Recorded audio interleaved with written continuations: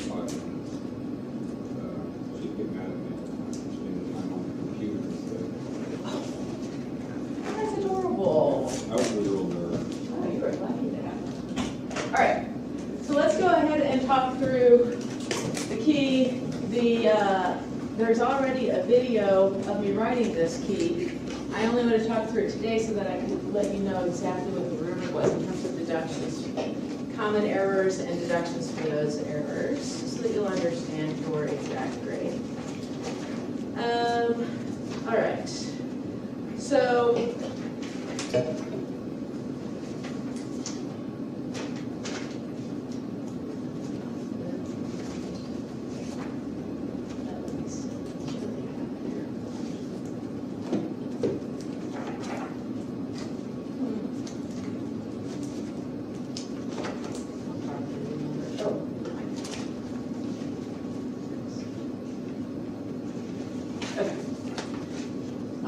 so number one, let me remind you guys what the question was. Sliding and spinning dumbbell problem. So a dumbbell consists of a massless rod, 2 uniform spheres, yada, yada, yada, and t equals 0.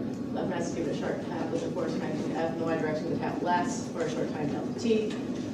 What are the velocity, the center of mass of the dumbbell, and the angular velocity of the dumbbell during the short time of the tap? So that means when t is less than delta t. All right. So in that case, we have this velocity that is a function of time, and we have this angular velocity which is a function of time. Remember that both of those are vector quantities, so they needed to have directional information in them somehow as well. The subscript would be fine if you just did a v sub y, or if you wrote it with a y hat, that is fine. But the same thing had to happen with omega. There had to be some directionality with that. Okay, so some sort of convention had to be chosen and used. And that convention, this is why I had us required to draw a figure, because we must obviously define a coordinate system to do this problem. So that's a figure's required for that. Okay.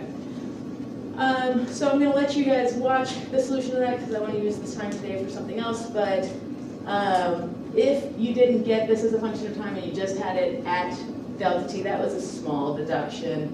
If you didn't have any directionality in here, that was a small deduction. So think 1 to 2 points depending on sort of the context. All right.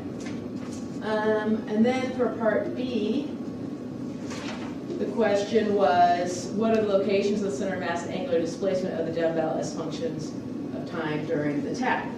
Well, and this is where it got tricky, because while we did have a question about the sliding and spinning dumbbell in lecture, when I said I would give a question like that, it was sort of like when I gave the David Blythe. It didn't have to be the exact same question, but if you could do that question, it would be, that'd be the sort of thing I want you to be able to do.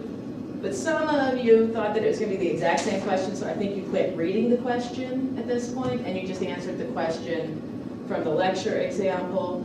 And I understood where that was coming from, but just so as a point of clarification in the future, I reserve the right to change questions somewhat. Even if I tell you the type of question, I might, ask something different about the question. So, anyway, so I kind of hemmed and hawed about what to take off for that. I wound up taking off a very small deduction for that. And so as a result, anybody who attempted to actually answer the correct question, I didn't want to take off more for them than a person who could actually answer a completely different question got taken off of. So basically, everybody got 9 out of 10 off this. All right, but that's sort of what happened, because I understood where you were coming from. If you answered the question from the lecture example, I give you 9 out of 10. If you attempted this and because it was fresh, you didn't get it perfect, then I was like, I'm still going to give you a 9 out of 10 just because these other people got 9 out of 10. And a lot of people got it all the way right, just like this, and they got 10 out of 10, so that's fine too.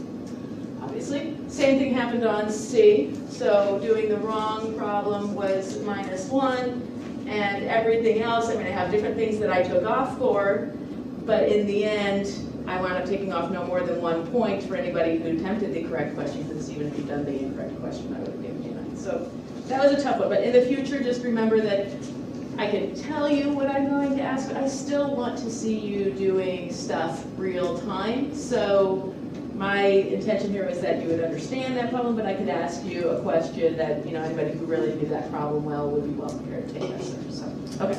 Are there any questions about number 1? So so I apologize for being unclear about that, but as far as going forward, if I say it's going to be like a David Goliath question, then well, it's going to relate to that type of system, but not exactly the same questions necessarily. But if you could do those questions, I would think you'd be well prepared. All right, so anyway, moving on then to number 2. In this one, rewrite the force in rectangular coordinates, show that the curl is 0. Let me see how this grading rubric went. So if you didn't write the force as a function of rectangular coordinates, then you got 5 off. And if you didn't try to get the curl, then you got 5 off. Those are sort of the 2 things that are worth 5 points. All right. Those are the biggies. Errors in your determinants, that's something we want to clean up a little bit. That was a couple points off if you had an error in your expression of your determinant in the first place. Okay. And then for part B, show that the curl of f is 0 in cylindrical coordinates. Let's look at that rubric.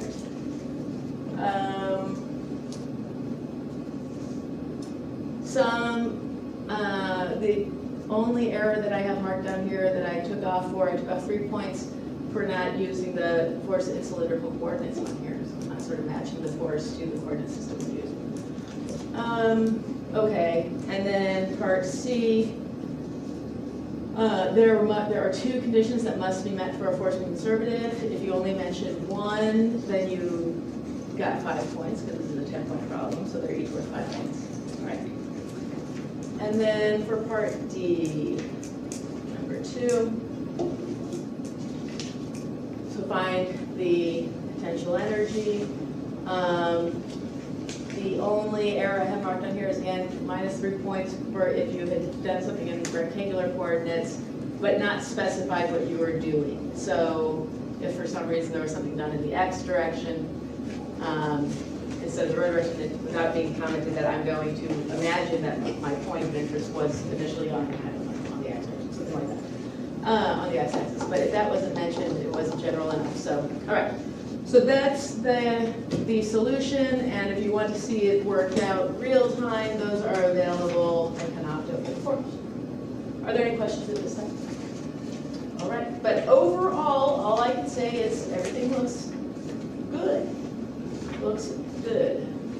I have no complaints, and I am just quite pleased. So well done, and that's great. All right. Get all that out of the way.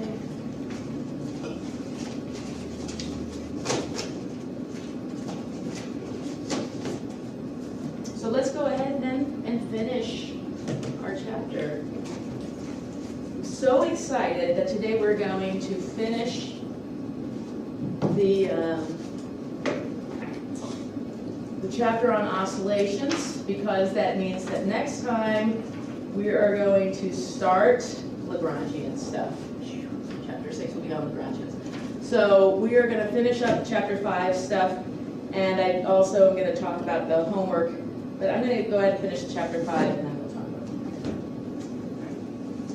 it. So let me see where we left off last time.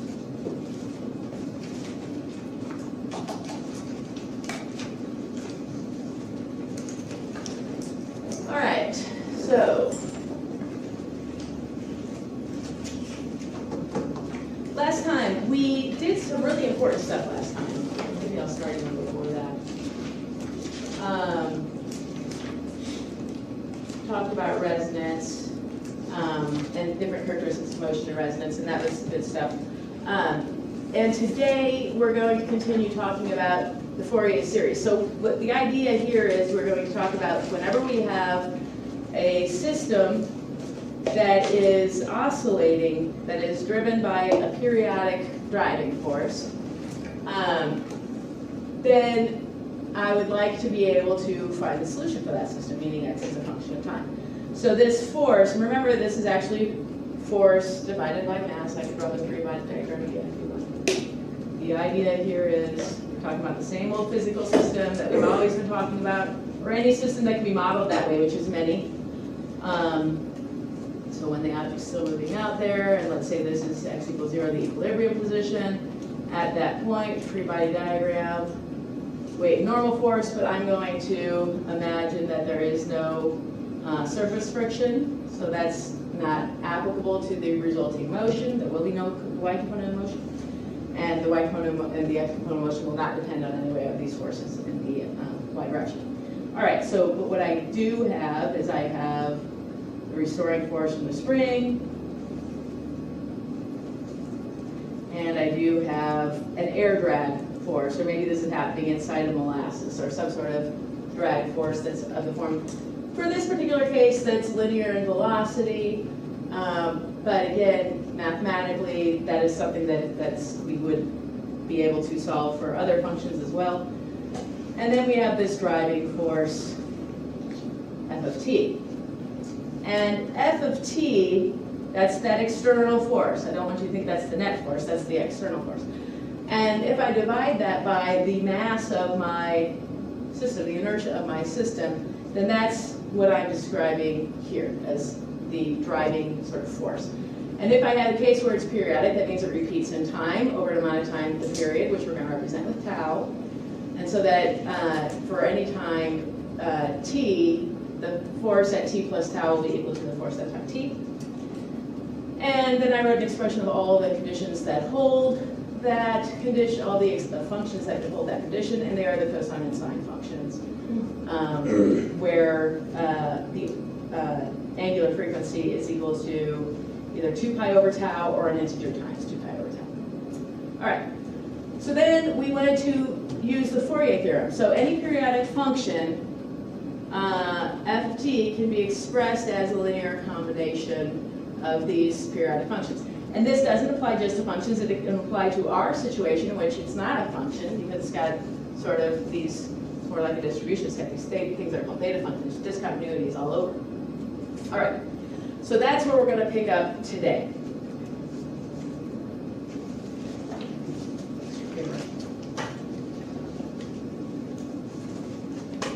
All right, so we have this expression here, which is great. I know everything here, with the exception of the a sub n's and the b sub n's. So how do I get those? And those are called the Fourier coefficients.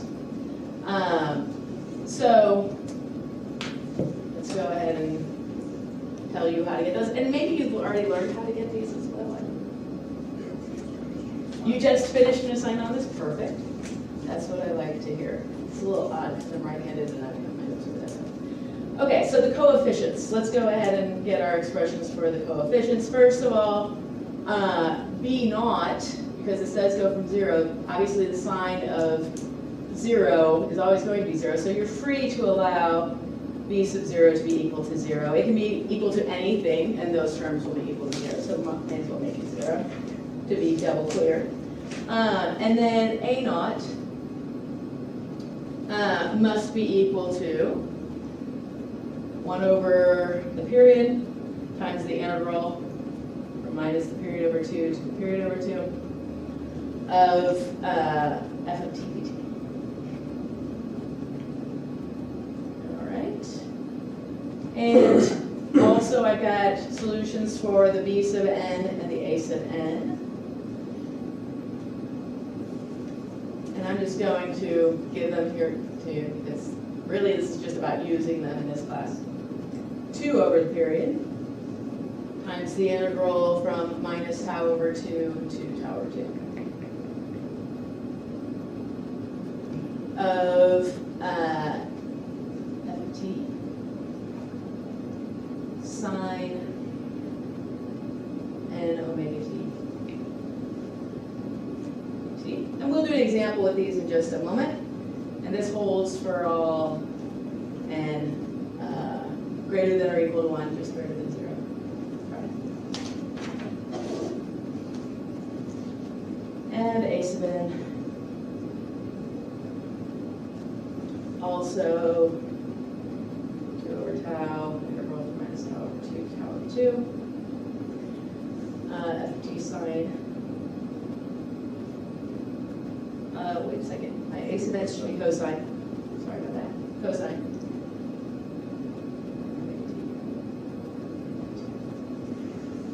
That is also for n greater than or equal to 1. All right. So this is our solution then. That's a way that we can express our force in a Fourier series, and these will be the Fourier coefficients for each term. All right? So that's it. And let's do our particular example.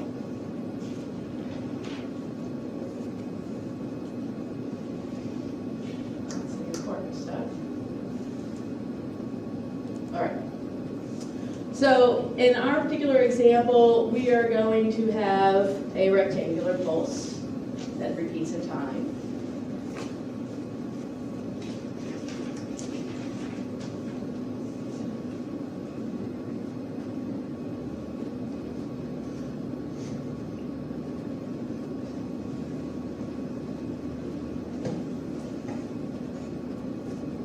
All right.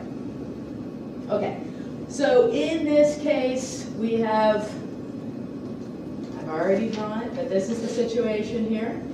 A couple of things that we'll notice is that this is an even function, basically because I chose my t equals 0 well. But as a result of that, my sine terms, which are all odd functions, will not contribute at all. Okay, so that means that b sub n will be 0 for all n. So that's one thing to notice. I guess I should go ahead and redraw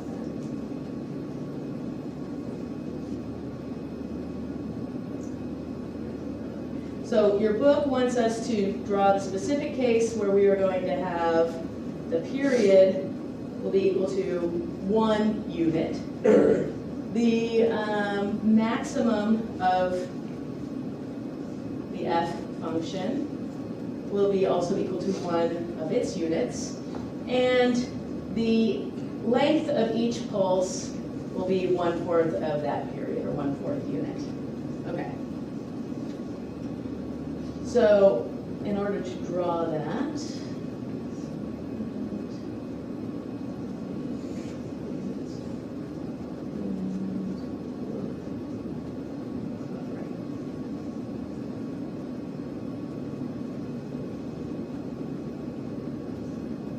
okay. All right. Okay. And it goes, also continues. All right. So let's go ahead then and find the Fourier series for this. And your book specifically, in terms of what this example was asking for, was the first 11 terms.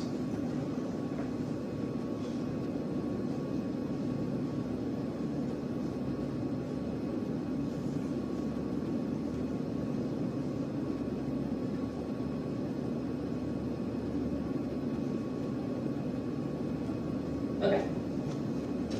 So what we're going to do is we're going to use, first write out the Fourier theorem.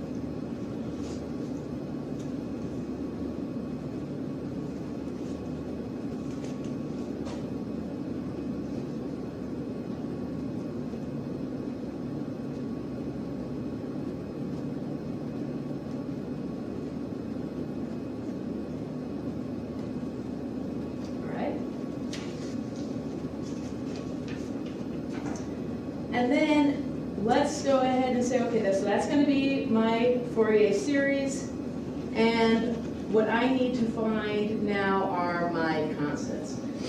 I'm going to start with the b's, because that's kind of the one that jumps out at me. I kind of know that those must be 0, but let me use the Fourier, or expression for the Fourier coefficients to find that they must be 0, just in case I didn't see that right off the bat.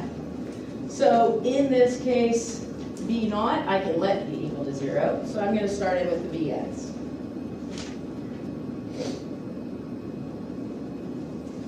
All right, so I've got 2 over tau, minus tau over 2, tau over 2, times,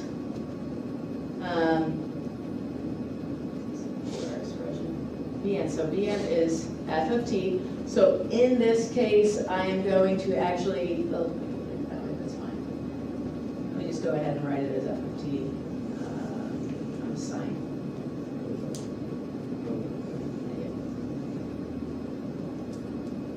Okay, and if I look at my function f of t, I see that it is even. And if I look at my sine function, I know that it is odd. So the product of those two will be an odd function. An odd function just means that for all values of t, f of negative t will be equal to negative f of t. And so if I'm doing an integral from an equal in magnitude negative value of t to an equal in magnitude positive value of t over a function that has that property, then I know that my integral will be 0. Okay, so all my bn's are 0. All right, are there any questions about that? All right. Okay, so then let's move on to the a's.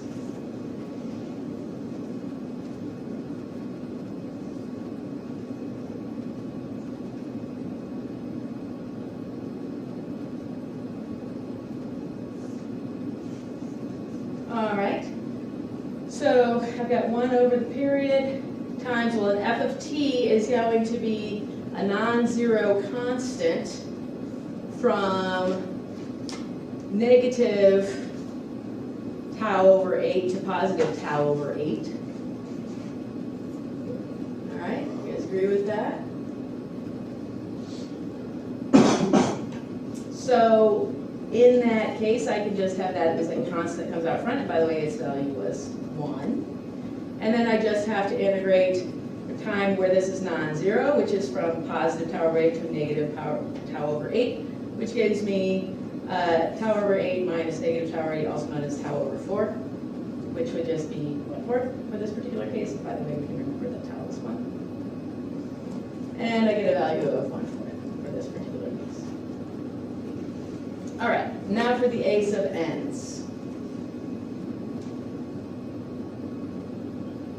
So in this case, I've got I'm going to start with my original expression. It's already on the page here. 2 over tau minus tau over 2 f of t times cosine dt. Okay. So in this case, I've got my time, my f of t, where it's non-zero, is a constant, so I can pull that up front. But it is only non-zero from negative delta t over 2 to positive delta t over 2, delta tau over 2. And what's left in my argument is cosine n omega t dt, which would be great. I could actually integrate that if I had n omega dt, so I'm going to want n omega dt, so I'm going to divide out front by n omega. And that gives me 2 over tau f max, I should just write it out, max there, over n omega, times, all right, so the integral of cosine of u du is sine of u.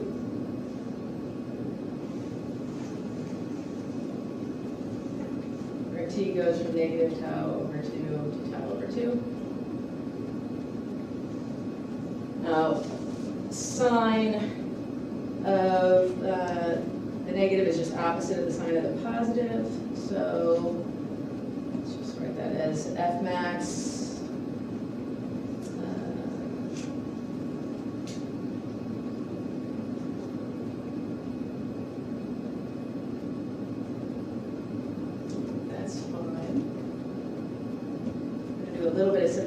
here in a moment.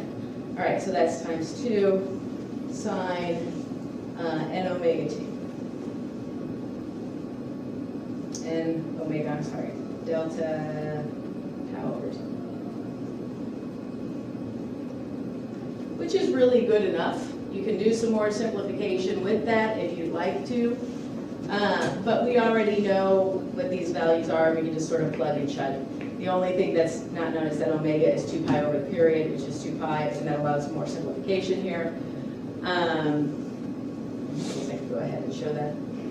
So if omega 2f max over tau and 2 pi over tau times 2 sine n 2 pi over tau delta tau over 2. Let's do one more line of simplification there. Twos are canceling, these taus are canceling. I've got f max over pi. I'm sorry, these twos here. Oh, no, I'm left with the 2. I get to keep the 2, thank you. 2f max, so this one canceled, that one stayed. Thank you. 2f max, and then I'm left with an n pi, and then thank you. All right, and then I've got sine of, these twos are going to cancel, so I've got n pi delta tau over tau.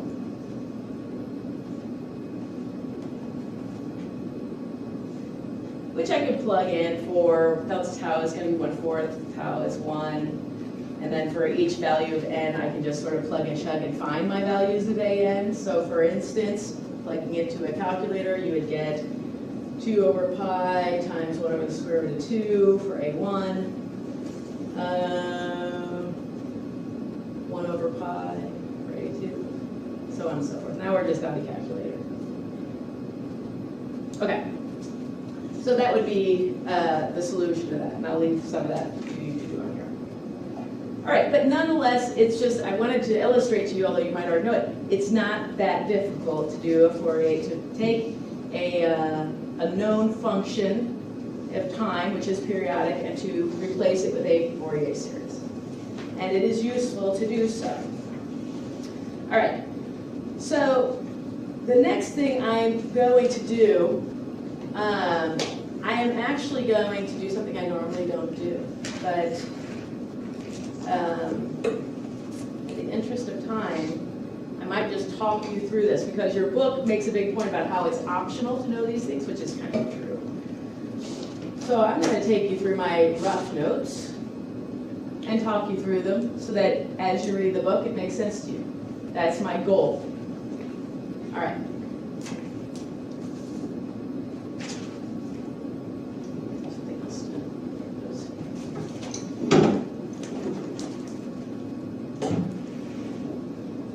All right. So we're going to talk about the Fourier series solution for the driven oscillator. So that was fine. What we did before was we just noted that this applied force, if it's periodic, can be written as a Fourier series. That's all well and good. Now, I want to talk about how we would solve that, this equation, in the case that this force, this driving force, is periodic, with the period which we define as tau. All right? So we'll go back to our same old thing, and notice this is a linear differential operator. Acting on x is equal to my force as a function of time, where the operator d is given there. All right, so if I could express this right-hand side as a sum of multiple forces, then they are also periodic in nature, because that's what I've solved it for so far. Then my solution to this equation will have the form x of t, which will be solution 1 x of t plus solution 2 x of t, where solution 1 x of t solves the equation dx equals f1, and solution 2 solves the equation dx equals f2. And just by superposition, the solution to the equation for the force, which is the sum of those two forces, will be the sum of the two solutions in which only a single force was included. And that will hold because I have a linear operator operating. Are you guys okay with that? So superposition we get to use. That kind of opens up the whole can of worms that we needed it to. So, because if I can write that force on the right-hand side as a sum, then I will have solutions to my equation of motion for each of those that I know how to do. And then to get the solution for the case where I have all of them acting, I just will add up the solutions for each. Cash, did that make sense? Okay. All right. Also, since we're considering that the applied force is periodic, that allows us to write it as a Fourier series, which is indeed a series, so it is just a sum. And in this case, for educational purposes, we're going to say that our overall force as a function of time was an even function, kind of like in the example, just to try to tie back to that. In most general terms, you would have two sets of terms here, but we're just going to tie back to that a little bit for simplicity of the example. So this will be the cosine of n omega t, and this would just be our Fourier coefficient. Not to be confused with the force, it's just a Fourier coefficient, all right? It happens to be equal to the magnitude of that applied force per mass, because this is a function that maxes out at 1. Okay, but mathematically, that is still our Fourier coefficient. All right, so then I would solve each after I've been able to figure out what these coefficients must be from our previous page on Fourier series.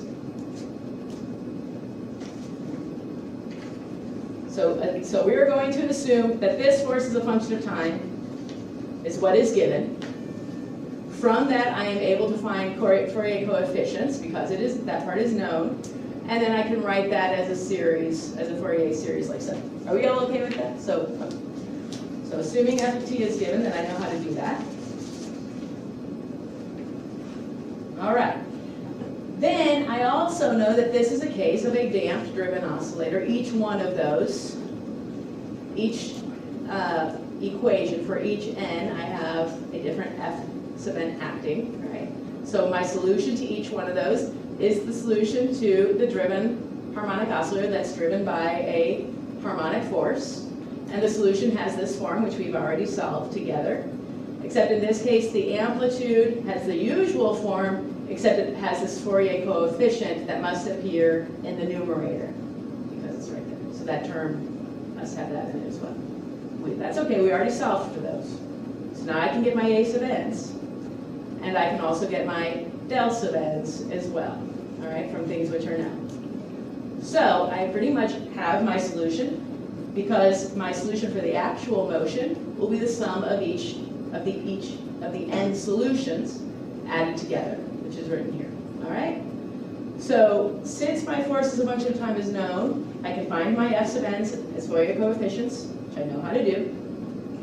Then, because I know f sub n, I can find for each solution to each different linear equation, for n linear equations, I can find my solution is of this form, where a sub n is this, and del sub n is this, so that is known, each solution is known, and my overall motion will be the series sum of those n solutions, all right? And in the end, you're like, does this have to be an infinite solution? Let's hope not. Does that have to be an infinite sum? Let's hope not. Let's hope that those amplitudes are dropping for each term, and that you get to the point where a term becomes negligible and it doesn't affect your motion much. Otherwise, then you're doing an infinite sum, and we'll deal with that later. All right. So otherwise, then what you have to do is you have to pick which terms are going to, even though they sum infinitely, will come, and they never die off to zero. You can find groups of them that will sum to something finite. If you can't, then you can take those. All right. So again, this is just all I'm trying to illustrate here is that now that we know how to express a periodic force as a Fourier series, meaning that it's a combination of forces that are each harmonic in itself, and we already know how to solve the harmonic force, we can take those solutions and combine them together to get the actual solution to any periodic driving force. Are we okay with that? Oh, you're right with that. Have you guys seen that before as well? It's mathematics doing all that. Somebody's doing all that. Okay, so the last thing that again, this is something that your author says is droppable. Although, I mean, I don't know that I would drop this previous thing, because it's kind of the whole point of learning the Fourier series. But it is kind of pathetic. So your author says that's optional. Your author also says this section is optional on RMS displacement and Percival's theorem. Okay, so what we want to do is we want to be able to describe, now that we have our system being driven by a periodic force, we're going to be able to describe how well our system responds to that force. And so the way that we do that is we take a time average of the location of the system relative to its equilibrium. Well, the problem is that that time average will always be 0 because it's oscillating, so it spends as much time at 0 deflection as at negative deflection. So we can't actually use the average location. So instead we square it before we take the average. So the average of the displacement squared is called the RMS displacement. Now, your author is introducing you to a very important new convention, which is to use a time average as an expectation value. It's just a time average, but it's inside of these pointy brackets, and that means time average, okay? And it's sometimes called expectation value. All right. So the square root of the expectation value, or time average, of the displacement squared. All right. And what is that time average of the displacement squared? You might think, well, I'm just going to take x squared and integrate over dt, except then now you won't have units of x anymore.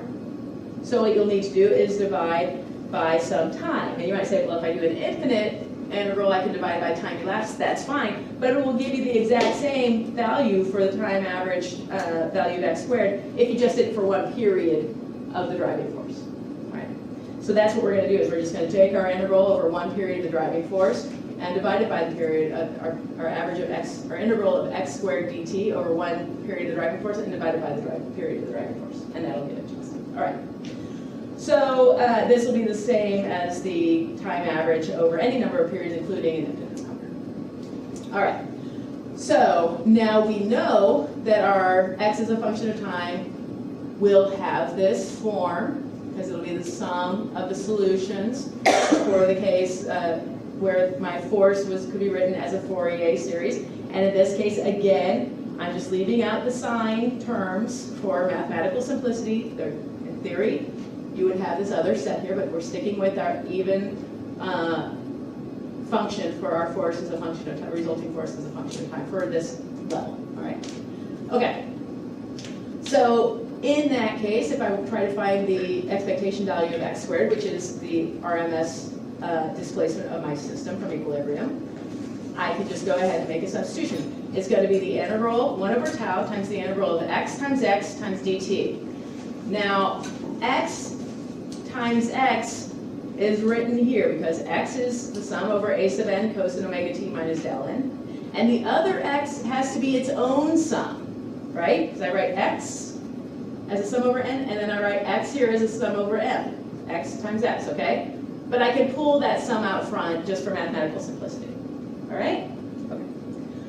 The great thing about doing that, I hope I'm not jumping ahead of myself, is that these cosine functions have this feature of orthogonality. Have you guys learned about that as well? Oh, my job is so easy. All right. So what this will be equal to, in the special case that I'm also using this period here, period over 2 as my limits, this will be equal to, in the case that m equals n, which is equal to 0, that'll be equal to tau. In the case that m equals n, but is not equal to 0, that's tau over 2. And in the case that m is not equal to n, that's equal to 0. And I want to explain why.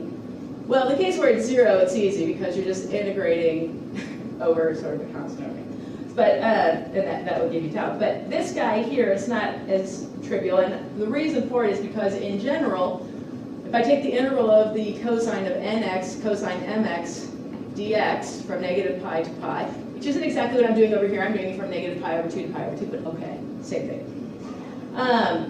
Then I would get pi, which is my upper limit, so that's why there's a slight difference in what I get, times this Kronecker delta of m and n. And the Kronecker delta is a thing, I wouldn't exactly call it a function, but it is a thing that will be equal to 0, where m and n are integers. It is a thing where it will be equal to 0 if m does not equal n, and it will be equal to 1 if m equals n. So applying that feature of the cosine function up here, that's where I get these expressions. The same thing will hold for the sine functions. They are also mutually orthogonal. All right?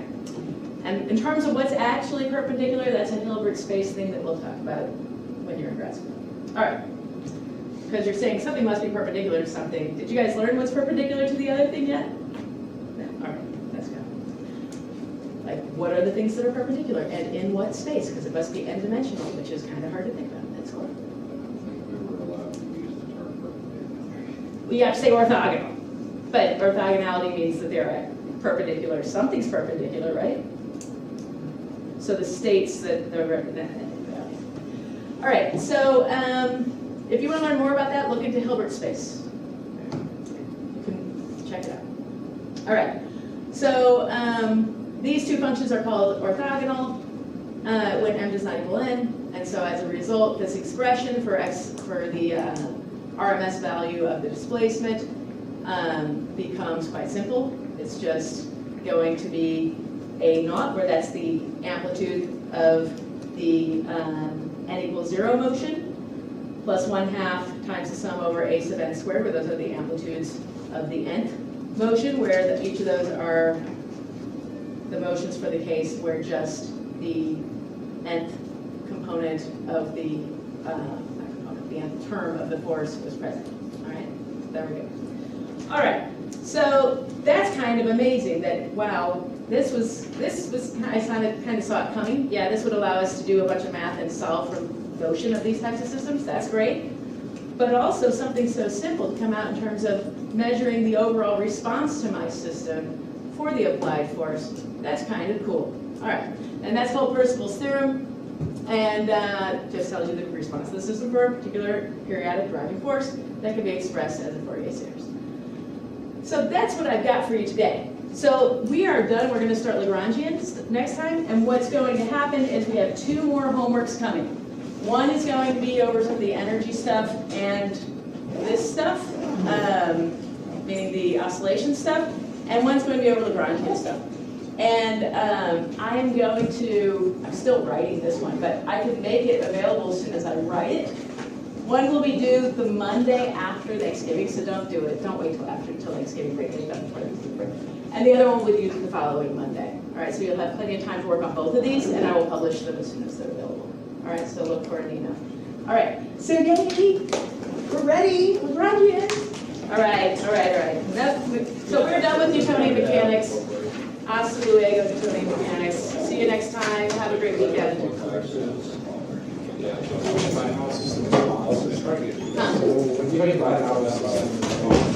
Yes. So what I mean by how the system responds. I got polymers. Well, it's like, so have you ever, if you can imagine if you go out to a person on screen, and so you screen this all the time, it's really like obnoxious. But if you push it too fast, we already showed this, they will always be out of phase with the force, which is necessarily like, don't go back to it. But they also don't absorb it, which is why their distance from equilibrium stays so small. There's very little response there. So when I say response, I mean their distance from their equilibrium position, but you can't take that because their displacement from equilibrium position always averages to 0. This is sort of like a measure of distance from equilibrium position, your average distance from your equilibrium position. So like the Tacoma arrows, was it doing this or was it doing this? That's no response. Okay. Okay. Wonderful. Thank you. That's wonderful. Thank you for your service. All right. Thank you. I'll see you Monday. Have a good weekend. Sounds good. You too. That one part will be